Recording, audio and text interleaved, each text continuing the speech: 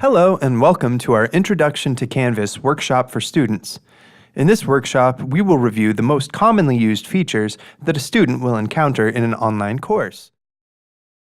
In this video, we will show you how to log in and use the basic interface of Canvas.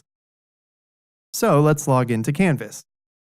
From the main website, www.bellevuecollege.edu, click on the link at the top of the page that says Canvas.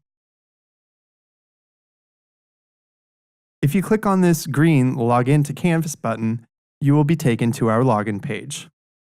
This is where, if you have not created one already, you will need to create your student email account before you can log in. See video 1 for more details. To sign in, use your student email address and then the password that you created to go along with it. When you log into Canvas, the first thing that you will see is your dashboard. To the right, there are 3 vertical dots, which allow us to change our dashboard view. If you set this to card view, your dashboard will provide you with shortcuts to launch you into your various courses. For instance, I could click on this button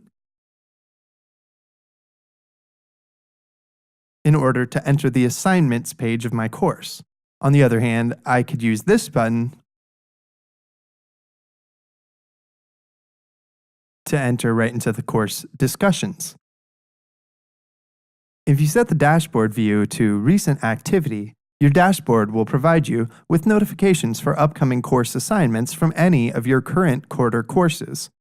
So whether you are taking 1, 2, or 3 courses, your notifications will be listed here.